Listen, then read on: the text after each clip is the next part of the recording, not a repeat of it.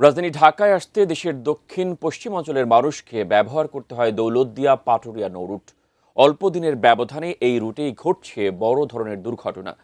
ফেরি পারাপারে থাকছে ঝুঁকি। এ বিষয়ে বিস্তারিত জানাতে দৌলতদিয়া ফেরিঘাট থেকে সরাসরি যুক্ত হচ্ছেন প্রতিনিধি মোহাম্মদ সুজন খন্দকার। সুজন, কেন বারবার একই দুর্ঘটনা সেখানে ঘটছে?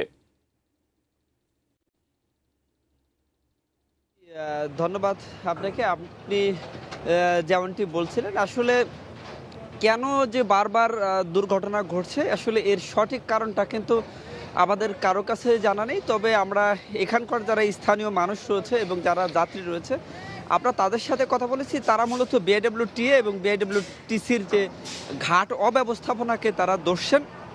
এর কারণ হিসাবে আমি আপনাকে বলি, গতকাল সকালে যে বাসডুবির ঘটনা ঘটেছে, এই ঘটনাটা কিন্তু এই সিস্টেমটাকে টোটাল নাড়া দিয়ে দিয়েছে। কারণ হচ্ছে যে আপনি জানেন যে গত রোজার ঈদ পরবর্তী সময়ে দৌলতদিয়ার ৩ নং ফেরিঘাটে যে বাসডুবি ঘটেছিল, সেই বাসডুবির ২৬ জন মানুষের কিন্তু মৃত্যু হয়।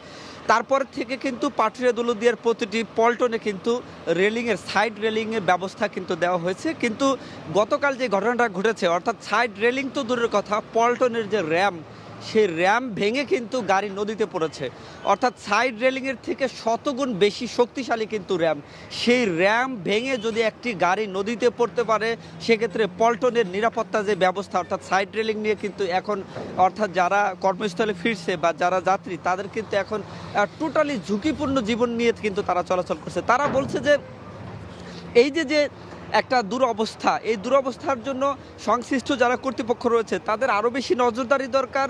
ঘাটের পল্টনের উপর তাদের আরও বেশি নিরাপত্তা জোরদার করা দরকার। এখন পর্যন্ত তারা যে নিরাপত্তা, বিশেষ করে এই পল্টনের সেফটির জন্য, অর্থাৎ একটা গাড়ি ব্রেক ফেল হয়ে বা নিয়ন্ত্রণ হারিয়ে নদীতে পড়ে গেলে বা নিয়ন্ত্রণ হারালে যাতে নদীতে না পড়ে, সেজন্য পল্টনে কিন্তু গাইডওয়াল দেওয়া হয়েছে বা সাইডওয়াল দেওয়া হয়েছে। এই সাইডওয়াল কিন্তু আর মানছে না, তার প্রমাণ কিন্তু গতকালকে ঘটেছে। অর্থাৎ গতকালকে গাড়ির ফেরির যে ডালা বা র্যাম, হাইড্রোলিক র্যাম, সেটি ভেঙে কিন্তু নদীতে ঢুকেছে।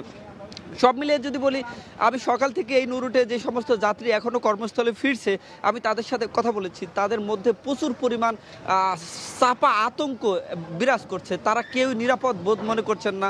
তারা মনে করছেন যে কত তাড়াতাড়ি তারা ফেরিতে সেফলি উঠতে পারবেন আর কত তাড়াতাড়ি তারা একটু স্বস্তির নিঃশ্বাস পাবেন। এই পল্টনটা তাদের জন্য এখন কিন্তু একটা মানে প্রাণহানির একটা আতঙ্কের স্থান হয়ে পড়েছে এবং এই পল্টনে কিন্তু কেউই সেই দাঁড়াতে চাচ্ছে না। এর পাশাপাশি আপনাকে বলি যে আজকে সকাল থেকে আমি দেখেছি যে এই পল্টন থেকে প্রায় ২০০ গজ উপরে কিন্তু সমস্ত দূরপাল্লার যে সমস্ত